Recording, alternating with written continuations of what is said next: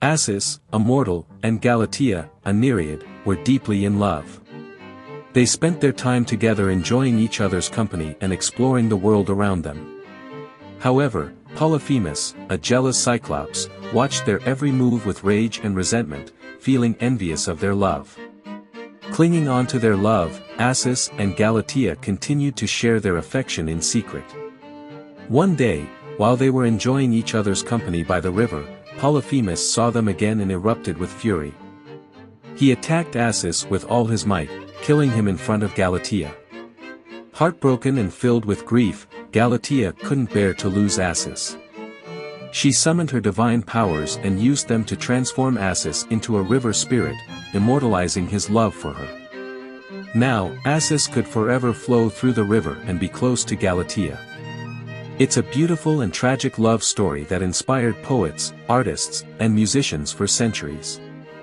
Works of art depicting the tale of Acis and Galatea can be found throughout the Renaissance and beyond, showcasing the depth of their love that couldn't be conquered by jealousy or hatred. Galatea was a sea nymph, the most beautiful of all the Nereids. Her beauty was well known, even by famous poets like Homer and Hesiod. One day, Galatea met and fell in love with Acis, who was the child of Faunus and the river nymph VISMYTH. But, their love was soon disrupted when Polyphemus, a one-eyed Sicilian, became jealous of their happiness. Polyphemus attacked them with a huge boulder from Mount Etna. Acis died under the boulder, and Galatea was heartbroken. She transformed Acis into the river Acis, as a way to keep his memory alive. And, she also turned him into a horned god of the stream, with deeper blue skin than before.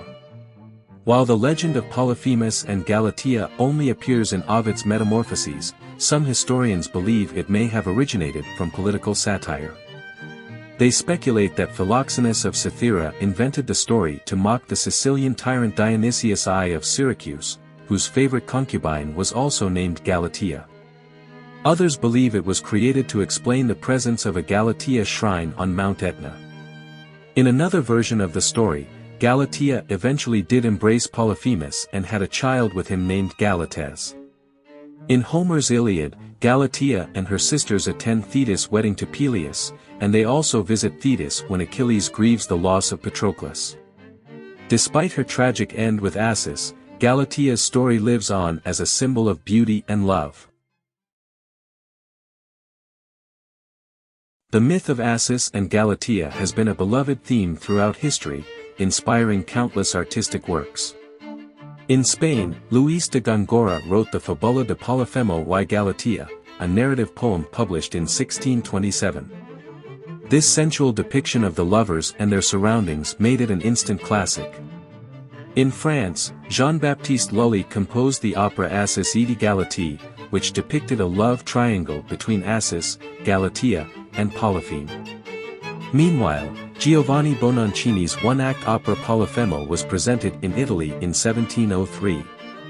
The story also found its way to England, where George Frederick Handel composed the cantata Aci, Galatea e Polifemo and later the pastoral opera Acis and Galatea. This opera was revised many times over the years and updated orchestrations were done by Mozart and Mendelssohn. In Austria, Joseph Haydn composed Acis e Galatea for an imperial wedding, featuring a happier ending. After the tragic death of Acis, the couple declared their undying love, offering a brighter conclusion to this timeless tale.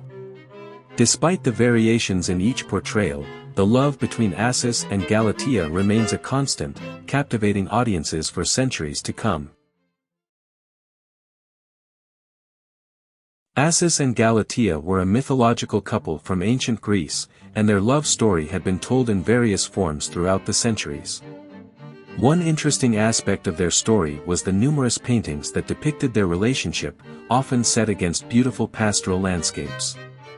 In these paintings, Galatea was sometimes the main focus, portrayed as riding on a seashell and being carried through the seas by attendants, in works titled The Triumph of Galatea. However, lurking in the background of many of these paintings was Polyphemus, the rejected lover who was driven mad with jealousy by Galatea's love for Acis.